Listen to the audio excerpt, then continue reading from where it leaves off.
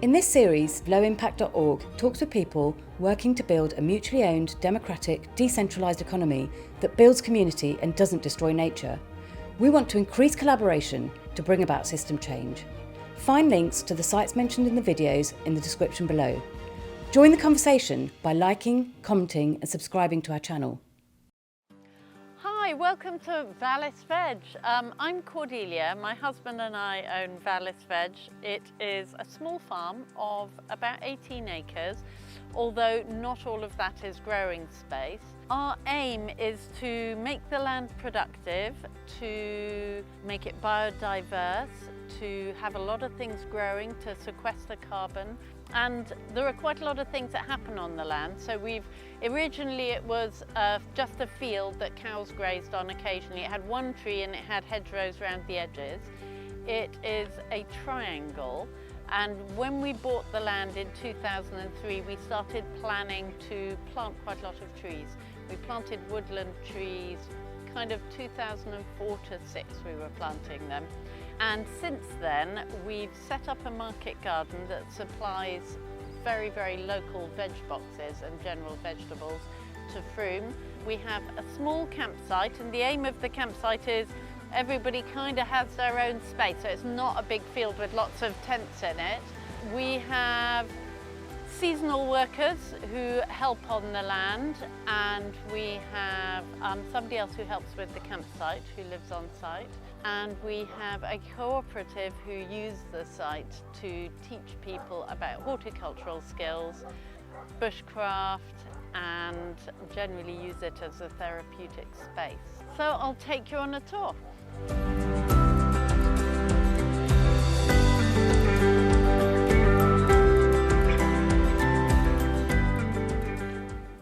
We have some willow coppice. We planted it here because when we bought the land, everybody warned us that this bit of track would get really, really wet in the winter, and we wanted short rotation willow coppice for firewood.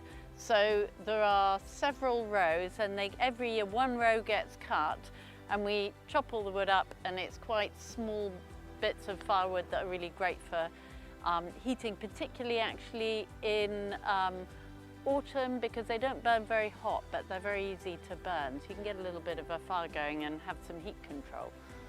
The willows, like wet places, they suck up quite a lot of water, and it has actually meant the track has stayed usable all year round, which is great. Sometimes a little water, but it's okay. Right, so we'll carry on.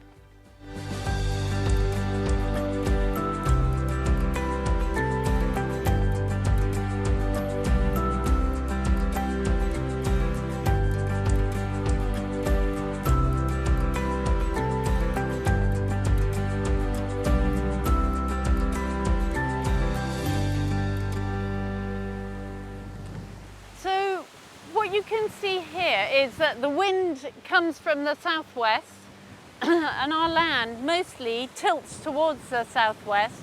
So we were keen to slow the wind down, and when we were planting the woodland trees, these ones here, we put a kind of broad band of them here to protect the land behind from the wind. And as you can see, the ones at the front, like that one is a beech, there's a beech behind it there, and there's more further back. The ones here are definitely much smaller because they take the brunt of the wind, and the ones behind, as they get more protected, the trees are growing bigger and bigger. And this is a very well used public footpath down here.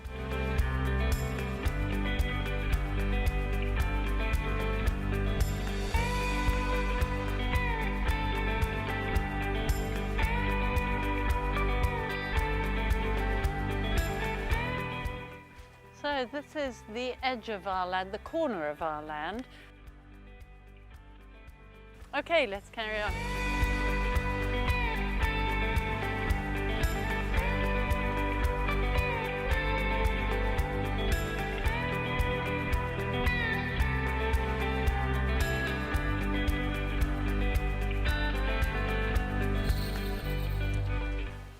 This bit over here is an patch of allotments that we let local people come and grow their own vegetables, and all sorts of different people come up. It becomes a really lovely, lovely community of people being outside in a really beautiful place. And because we're so near town, people can just walk from town.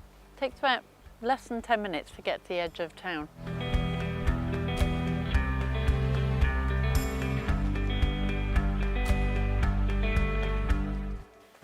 So this is home of Cellgrow, Shared Earth Learning Growing, outdoor education, forest school and horticulture. And the reason they have welcome, enjoy, don't destroy is on the principle that if you invite people in and tell them they're welcome, they're less likely, they can enjoy it too, and that's a good thing, that's what it's here for, and they're less likely to do damage. Shared Earth Learning come up and they have kids and all sorts of people who will enjoy being outside, particularly Mondays and Wednesdays during term time, and then they do forest school as well, sometimes in the holidays too. And there's a little bit of outdoor space here with where they sit and have fires, and they also have some growing space for growing vegetables and flowers and things.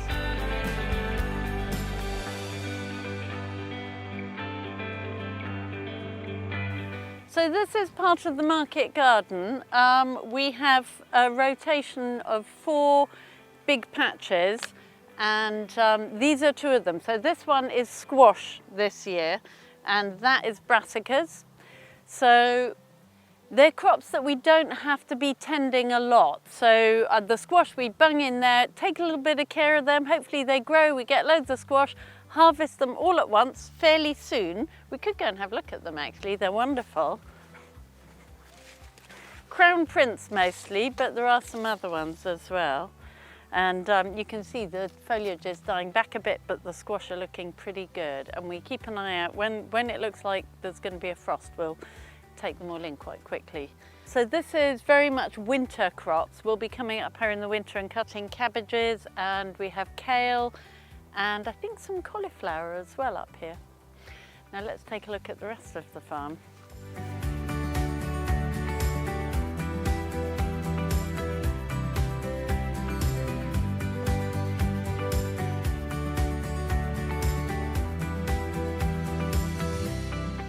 So we can walk through a little bit of the campsite, and we'll go down and take a look at the A-frame as well.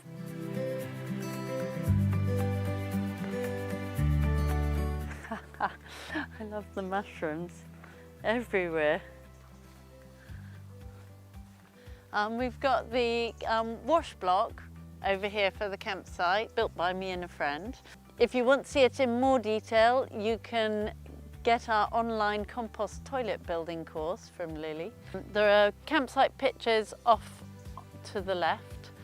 That one is pitch number 1. What you can see here is the wood chipped flat space to put a tent in. That flat bit is for the tent to sit in, and as you walk up you can see there's a little fire pit area up behind it. It kind of illustrates how each pitch is separate from the other pitches and is surrounded by greenery. You can see another camping pitch over there. And down this way to the A-frame.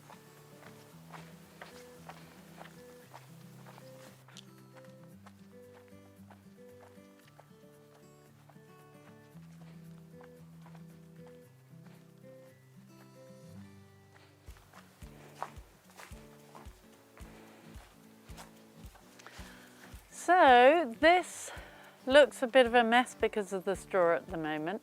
Normally it's not there. It's just an area where groups can be when it's raining. They can stay dry, have a fire, Shared Earth Learning, run forest schools here. And it's also part of the campsite. So there are 2 pitches that belong with this. Sometimes we have a couple of families come with small kids and they know they're going to be able to be dry. Right, let's carry on.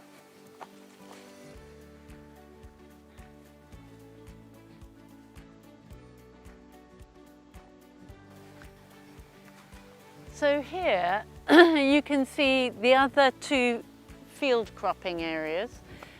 This one has alliums, so it's got a lot of leeks. It had onions, the onions are finished now, and it's got parsnips, and that one had potatoes, but we harvested them. One of the things we do here is we don't dig, and we use a lot of mulch to cover the ground, so we don't do much weeding either.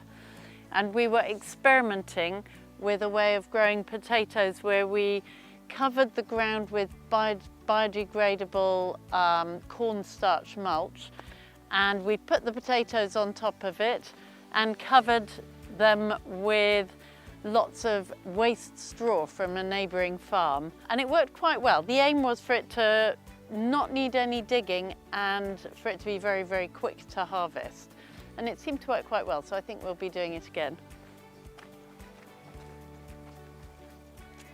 This is where we make most of our compost. A local tree surgeon puts wood chips down for us. I pile them up with the digger. We put urine on them from all the compost toilets on the land. Again, see the compost toilet course. And we also put weed seed free green waste on it as well. And it all gets mixed in and composted down. And that's why we're able to put so much compost on and not dig. But this year we had so many snake eggs and baby snakes in here, and it's been a little bit sunny today, so it's worth us having a look and seeing whether we can find any.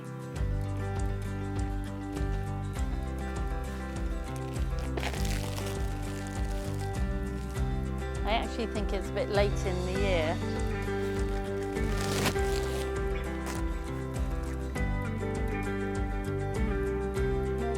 No snakes.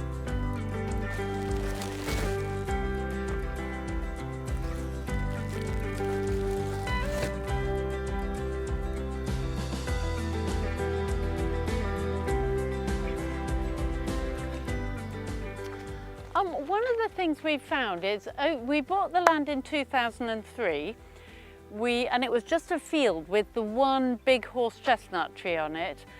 Then we planted all of these trees in 2004 to 6, and we've let various areas go wild as well, and then the diversity of the wildlife we see has changed completely. So this year we had loads and loads of snakes. We also saw quite a few stoats, which was very exciting. We've got loads and loads of badgers. There's a lot of badgers around, maybe not quite so amazing, but they are here because there's a lot of food for them. And we've had a sparrowhawk flying here a lot. We also have a barn owl who comes regularly, not so much at this time of the year, more in the early summer. But all of those are predators, which is kind of telling us that all the plants and animals beneath them are doing okay, because that's what they're eating. So it's quite exciting to see this change happen, and I'm looking forward to seeing what comes next year. But what we'll do now is go and have a look, and we leave some flat things on the ground and you can lift them up. If we're lucky, we might see a snake or a stoat or a vole or something, or maybe nothing, but it's worth a look.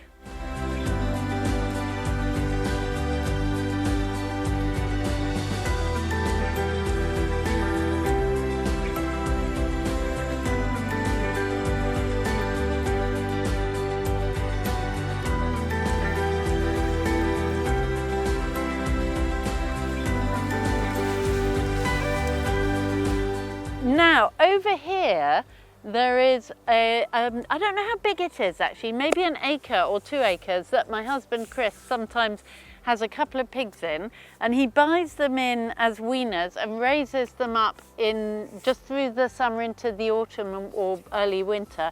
And the idea is that they have loads of space to run around in. They can eat all the hazels and berries and roots and things they find there. And then they can eat vegetable waste from the market garden, as well as the seedling apples that you might have seen in the background planted around the place. So it's really, really happy pigs that are raised up without buying in lots of feed from other countries or wherever. This year, Chris didn't have any pigs here because he's been writing an amazing book called Small Farm Future. See it in your bookstore next year, 2020. And hopefully he'll have pigs again next year.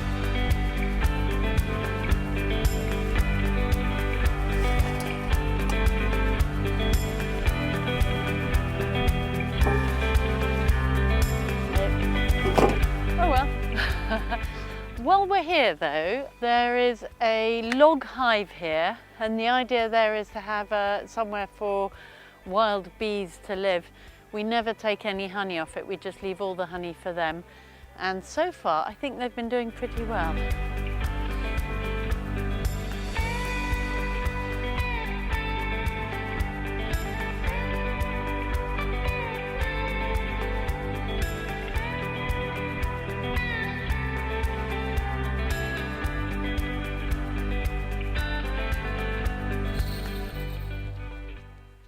So this is one of our camping pitches. It's our biggest one, and you can fit 4 big tents in here, so it's quite popular for a group of people camping. But while we're up here, it's a good place to take a look at the trees, because when we bought the land, remember this was just a field with the one big tree on the horizon. All of the other trees we've planted since 2004, maybe we planted the very first ones, but mostly 2005 and 6. So that's sort of 13, 14, 15 years ago. And it's been amazing to see how you can transform a field, just a plain grazing field with not very many different varieties of grass, into a really diverse habitat for many, many different things. And partly we've got lots of different kinds of trees, and we've tended to make little enclosures because we wanted to reduce the wind. But the effect it's had is, firstly, there's loads and loads of habitat, and secondly, it feels like a really lovely place to be. And you're always walking from one little space into the other. And compared, when it was one big field, it didn't feel all that big. Now it feels enormous. You can get lost on it, and I love it. Makes me happy. You can just see Shared Earth Learning's polytunnel up there. Okay, let's go.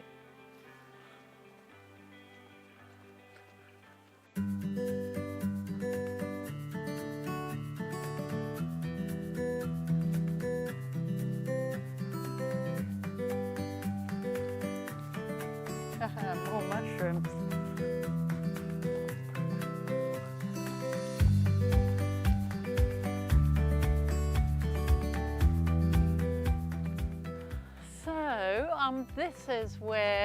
This is where people learn. When they arrive, they read the campsite information and it tells them where to go. The way the campsite works is people book online, and then when they turn up, they usually have all the information they need to find their pitch, get their wood, know where everything is. And it's very much a campsite for people. Well, I like wild camping. This isn't wild camping, but I've designed the campsite how I would like a campsite to be. So, like I said, each place has its own space. You're not squeezed in here at all, and you tend to wake up surrounded by birdsong and leaves, which is how I would like it. Let's take a look at the market garden.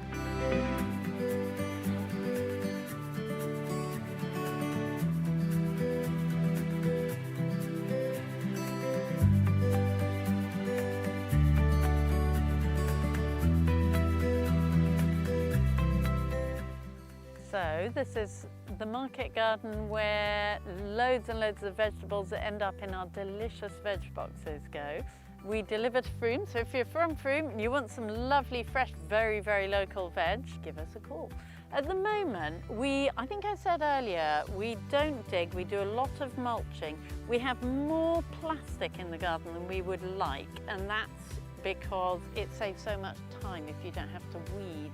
But that's something we'd like to phase out in the future. The way we want our growing to go, really because the diversity of wildlife here has just been so exciting and amazing to see. We'd like to increase the diversity of crops in the market garden and create more wildlife habitat and work more towards having a balance with pests and predators. And we have in some ways that already works quite well. So for example, if we have a few green flies on something, we tend to do nothing, and we get all kinds of predators in that come and get rid of them quite quickly. And it's quite fun to watch. We have a microscope and we put things under the microscope and look at them, and that's good fun. Another thing I've done this year, I've put in to try and increase the wildlife in the garden, is a couple of ponds, and the ponds are deep enough for frogs to overwinter in them, and we've put loads and loads of tadpoles in them. We also have newts in them, so I think when we have frogs born, we might have to move them and wait till they're tadpoles, put them back in, because I have heard that newts eat frogs born. But already, as soon as we put the ponds in, we started to have wonderful pond creatures come and spent many happy hours staring into the water and looking at things under the microscope again. A couple of other things. We found it really useful having a cold store here, which basically is a buried transit van with lots of stuff growing on it, and it keeps the vegetables, once they're harvested, cool in the summer and they don't freeze in the winter, so that's great. And next to it is our new packing shed, somewhat unfinished as you can tell. The wood for the packing shed comes from a local forester, and it is green larch, but all locally harvested, locally processed and delivered here by the guy who cut the trees down. Right, let's take a look this way.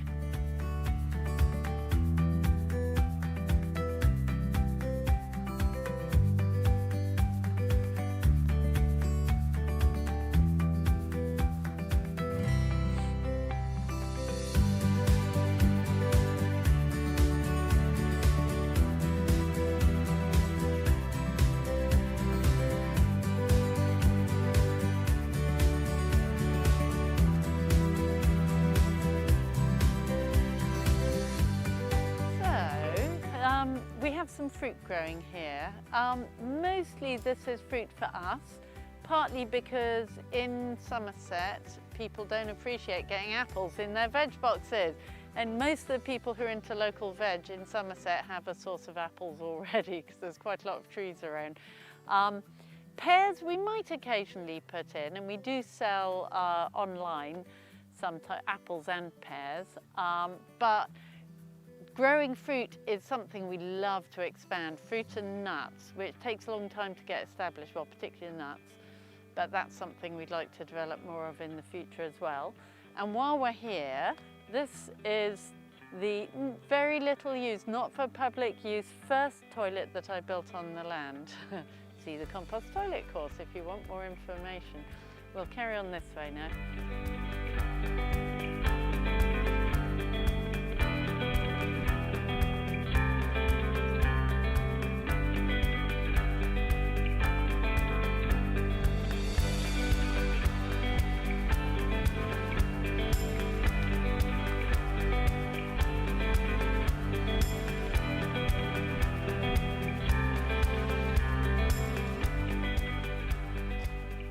So this is the shiny brand new toilet that I'm building to go with our shiny brand new house that we just moved into about 8 months ago.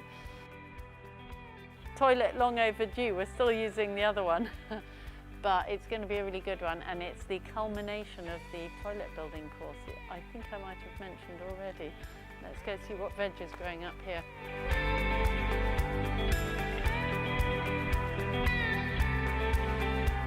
This patch here is more fruit and nuts really than veg, or fruit.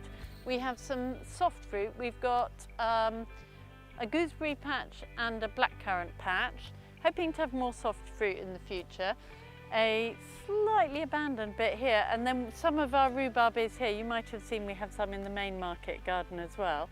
And over here we have Jerusalem artichokes, which are just an extra crop, useful to have because you put them in and they're there forever.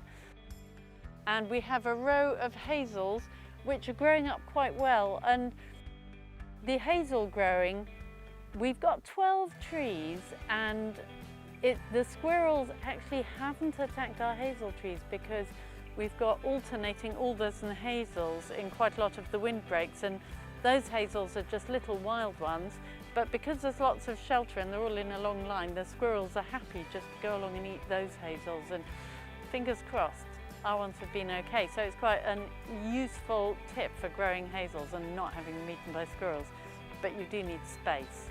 I think we'll walk along that path over there.